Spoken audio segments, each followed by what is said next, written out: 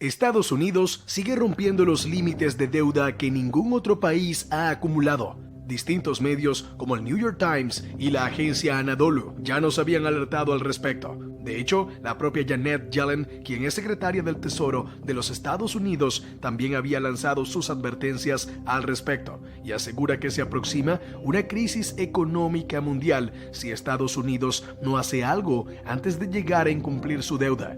Sería un escenario de lo más catastrófico, porque significaría que el país se quedaría sin dinero y habría que tomar medidas drásticas para tratar de levantarlo de nuevo. Pero, ¿cómo fue que los Estados Unidos llegó a ese punto, teniendo un PIB tan alto y siendo la potencia más grande del mundo? Eso es un asunto que justamente vamos a discutir en este video, así que no te lo vayas a perder. Vamos a hablar de la deuda nacional y de a quién debe dinero Estados Unidos. También hablaremos de cómo ha crecido la deuda, lo que cuesta en términos de intereses cada año y cómo se compara con el PIB. También discutiremos lo que dijo Janet Yellen acerca de toda esta situación. Por último, resumiremos las ideas sobre lo que esto significa para Estados Unidos y el mundo. Para comenzar, tenemos que recordar que Estados Unidos es la mayor economía del mundo. En 2021 obtuvo alrededor de 23 billones de dólares en su Producto Interno Bruto o PIB, lo que es más que cualquier otro país. La estimación para 2022 fue de unos 25 billones de dólares, la cual logró alcanzar para el último trimestre de ese año.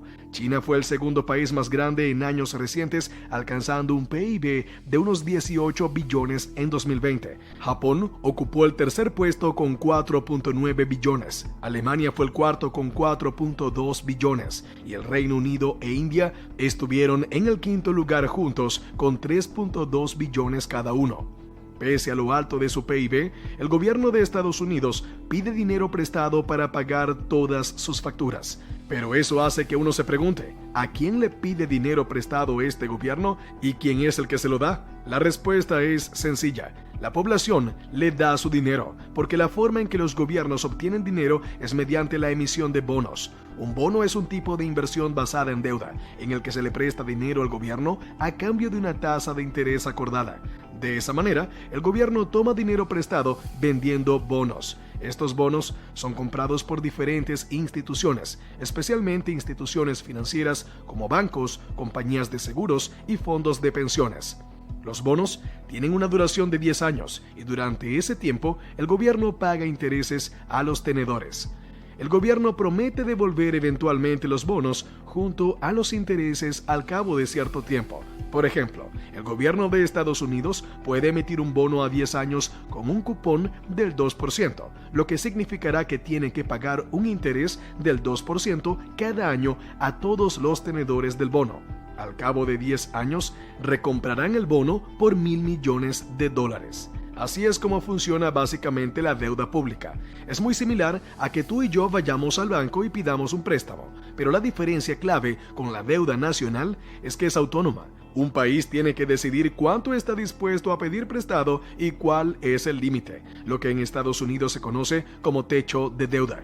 ¿Sigues aquí? Hazme un favorcito y regálame un me gusta para continuar trayéndote aún mejor contenido. El techo de deuda es un límite a la cantidad de dinero que el gobierno puede pedir prestado y está bajo la supervisión del Senado, el cual tiene que aprobar cualquier aumento del límite. Anteriormente no era una labor compleja, pero a medida que fue pasando el tiempo, se convirtió en algo que requiere mucho esfuerzo. Antes de la Segunda Guerra Mundial, el país no tenía mucha deuda, pero después de la guerra hubo mucha inversión y la deuda aumentó a unos 5 billones de dólares. Se mantuvo en ese nivel hasta los años 80, cuando empezó a aumentar de nuevo y alcanzó los 10 billones de dólares para finales de 2002. Y de esa manera, el volumen de la deuda en Estados Unidos ha aumentado mucho en los últimos 20 años. Como consecuencia, el gobierno tiene que ir ajustando la cantidad de deuda permitida para no sobrepasar el límite. El aumento más reciente fue en diciembre de 2021, cuando el techo de la deuda se elevó a 31.4 billones de dólares. Para poner esto en perspectiva, tenemos que tener en cuenta el PIB del país, pues hay que comparar la producción del país con la deuda que estaba acumulando. De esta manera podremos entender el apalancamiento que está tomando Estados Unidos, aunque antes hay que definir lo que significa el apalancamiento. En pocas palabras, se habla de apalancamiento cuando alguien invierte solo una porción de su capital de inversión y el resto es cubierto a través de endeudamientos por créditos.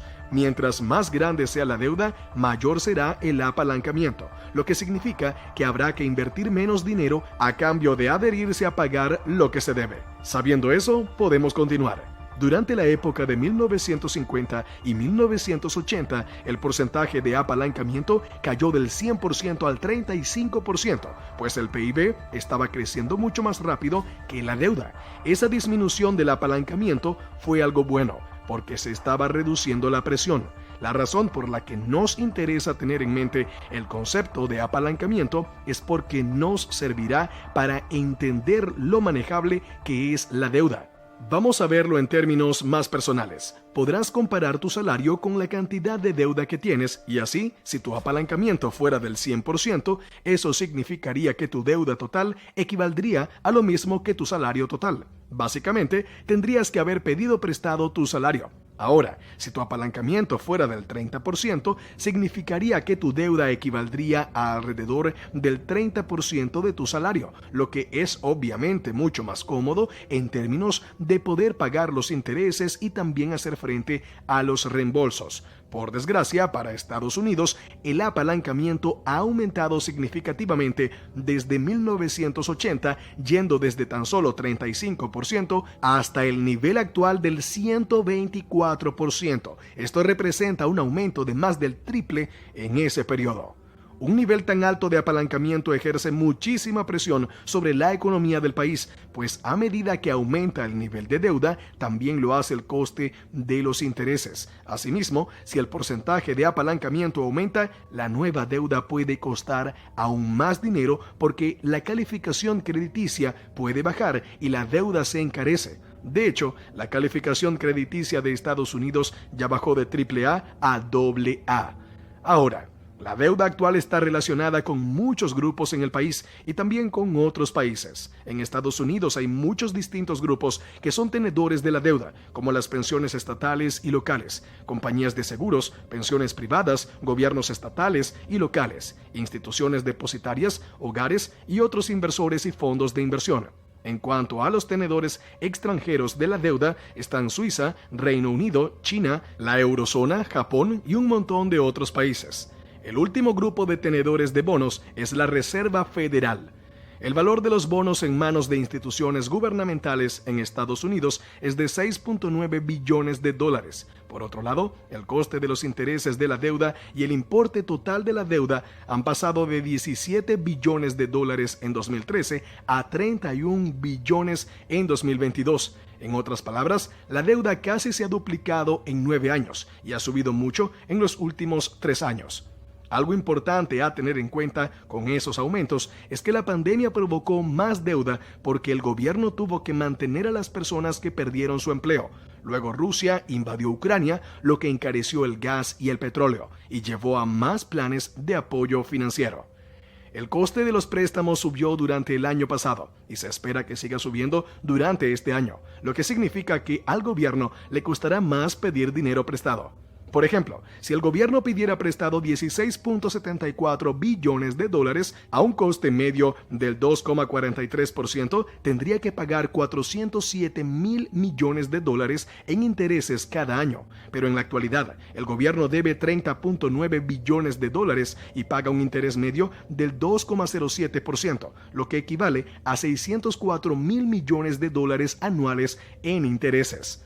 A finales de diciembre de 2022, el importe total de la deuda pública ascendía a 23.9 billones de dólares y el de la deuda intergubernamental a 7.5 billones, lo que arroja un saldo total de 31.42 billones de dólares.